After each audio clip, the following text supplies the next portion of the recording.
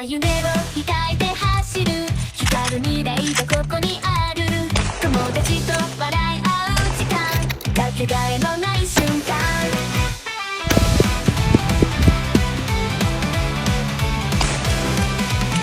空を見上げて広がる世界 Alright, I know this gun is not fitting in frame, but I'm in a limited capacity, so excuse it. Anyways, today we have the Type 99, my first milsurp rifle, probably my second favorite World War II rifle. I know if I say it's better than the M1 Garand or I like it more than the M1 Garand, I'm going to get some hate, but this thing is just cool. Let's get into the history. Let's first delve, what is the Type 99? The Type 99, or the Arisaka, is a 7.7 by 58 millimeter cartridge, this guy right here, firing weapon, and these were used from 1939 all the way to the end of World War II by the Japanese. They would see some limited use in other countries. I know the Type 38s were sent to Finland, I believe. I think Russia had some as well. I'm not too sure. That's a video for someone else who wants to cover the gun more in depth. I'm trying to show you the shooter's perspective and just like a hobbyist perspective, someone who's not too into everything. Anyways, let's delve in. Let's first go tip to butt. Here we have our bayonet. So this has been a refinished bayonet. I bought it for 75 bucks with a repro frog, but it's a pretty good one. It's the early style with the hooked vellum. There's 3 different styles. But anyways, we have the scabbard. It's about 1.5 feet long.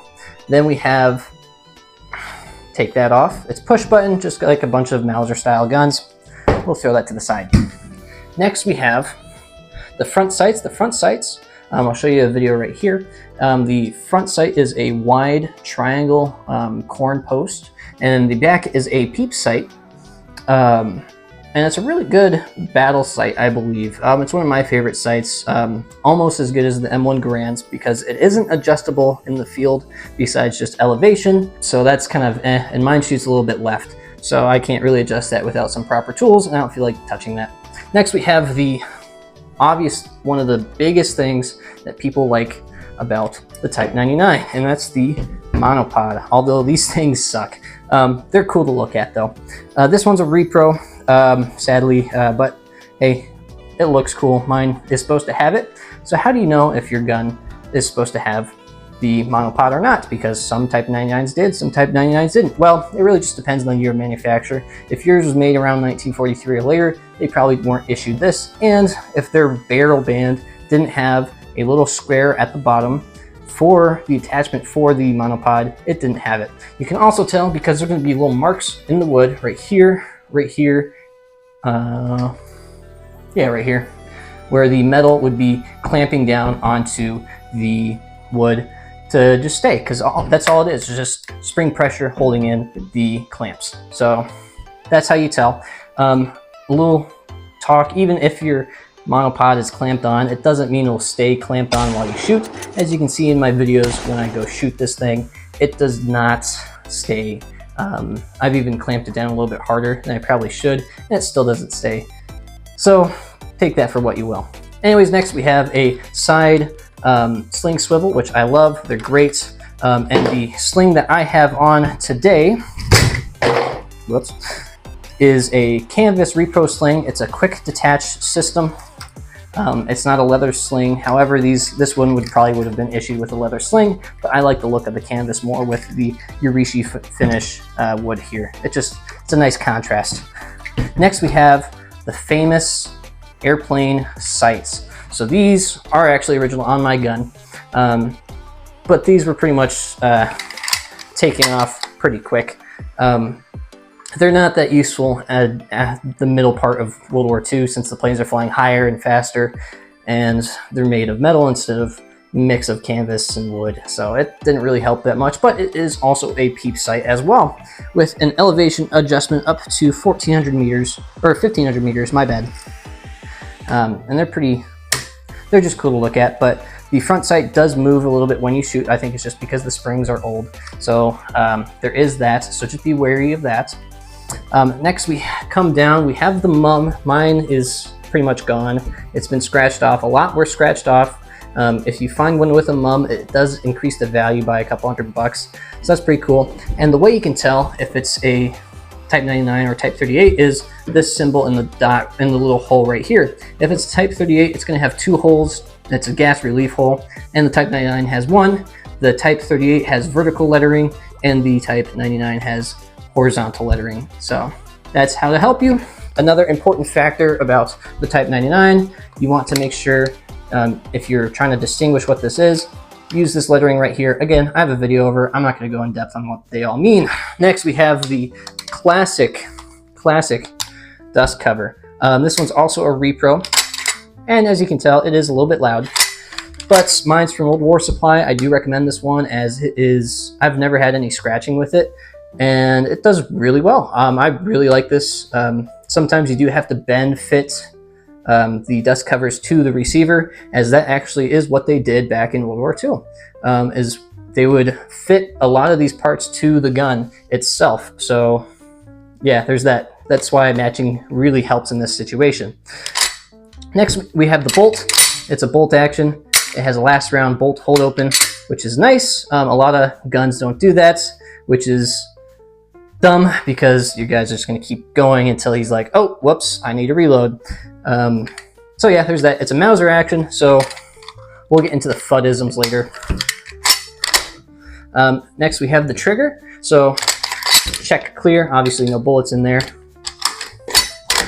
All right. Ghost in that trigger. Let's see what that feels like. About, I say 2 millimeters of slack, 2 to 3.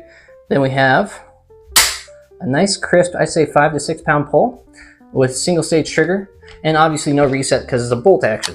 So there's that. Next we have this piece. This is very infamous to note what a Japanese rifle is because no other guns or countries really did this. So you have a round in the chamber and you want to safe this gun. How do you safe this gun? This is the safety. That's why it's knurled right here. What you do, you push in, and turn to the right, clockwise. And now, it won't come out, which is pretty cool, because this way to take it off safety, you push in, and you turn a little bit to the right, and it's ready to go. Pretty cool, I think, at least. Next, we just come to the back. You'll see that Arisakas will have 2-piece stocks. It's not because they're broken or that they were broke during wartime. It's because this is actually a stronger way to make your gun. And it looks like mine's separating a little bit, but it is a dovetailed piece that's going with, or kind of angled against the width of the grain right here. So it just makes the gun stronger overall and makes it last longer. It is dovetailed in, it's pretty cool. Then we have the metal butt plate. The later models will just have a wood butt plate, and we also have the side sling swivel right here. And that's pretty much what you have with the Type 99. And here's the ammo I'm using today. It's just a Bannerman 7.7. I usually use Steinel, but this is what I had on hand from my local gun store. We'll be doing a 3 shots at the 25, and then 3 shots at the 100 using iron sights. And this is a cold barrel, so we'll see how it does. So here we are. We have the 3 shots right there. That's about 1 inch. So, oh man, I'm bad at math. Whatever 1 inch at 25 yards is over at 100 yards.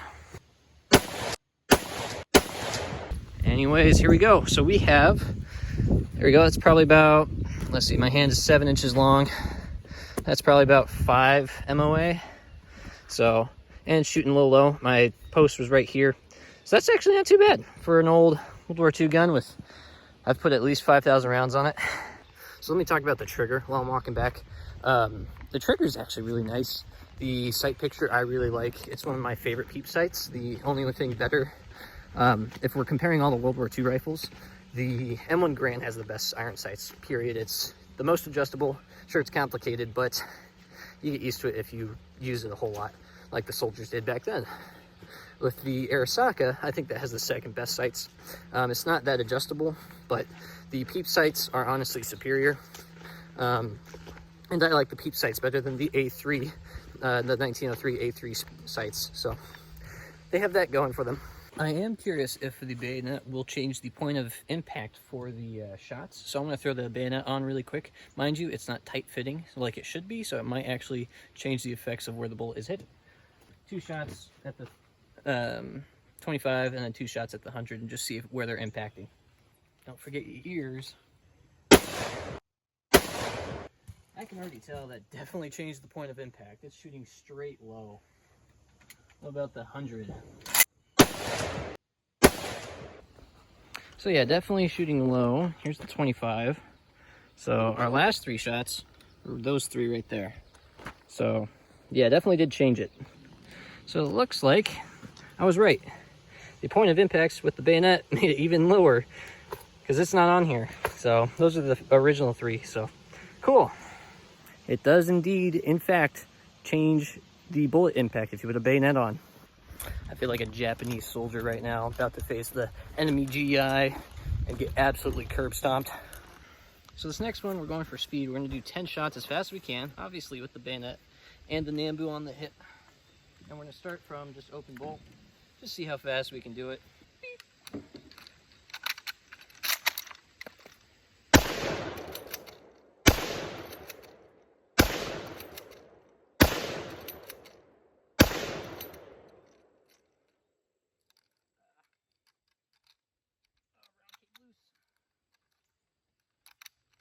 I should put this on the right side.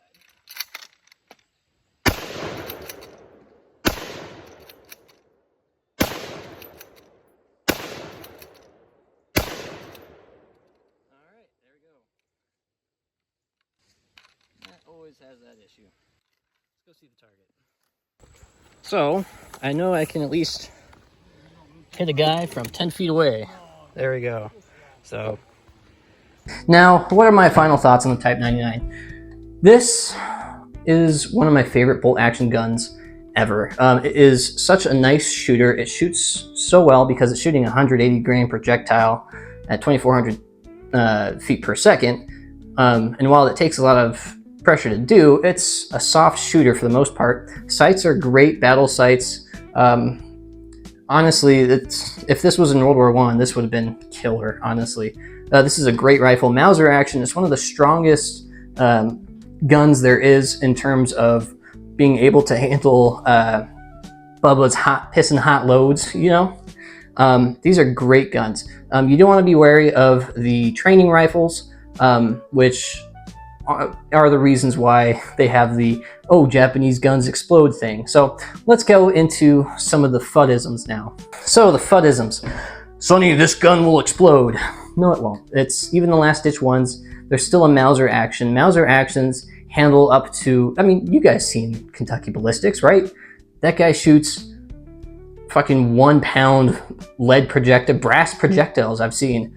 And you want to know what they're using? A Mauser action. It's just a 2 locking lug, symmetrical locking lug. This is what this uses. This was pressure tested too by the US, and they said it was one of the strongest rifles there was at the time.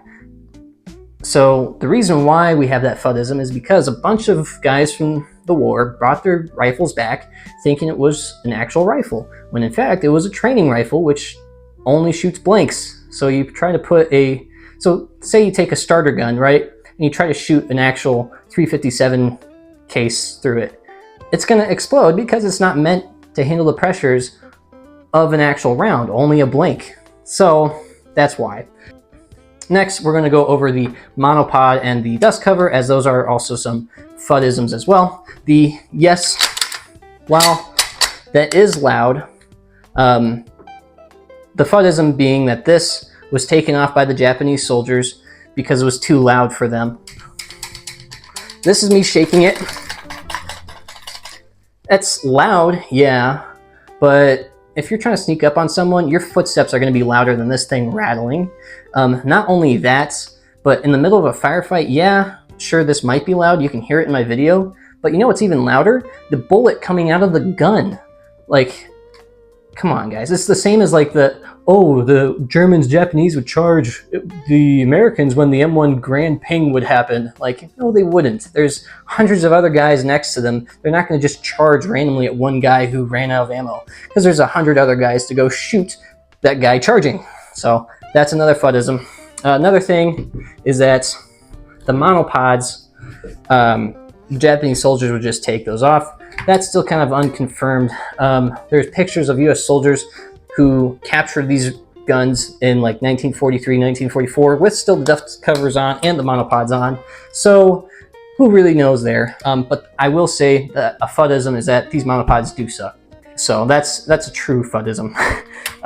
Here, I'll show you. So they work pretty good if you're in a sitting bench, right? But if you're prone or something, you're not going to have any support right there. They kind of suck, but it looks cool, so I'll give it a pass on that. Anyways, hope you enjoyed this video about my Type 99. I love this gun. Like I said, this was my first milsurp rifle, and the reason why I bought it was because of COD World at War. I mean, that's the reason why I like most of my guns, because Call of Duty. So yeah, anyways, make sure you guys stay hydrated.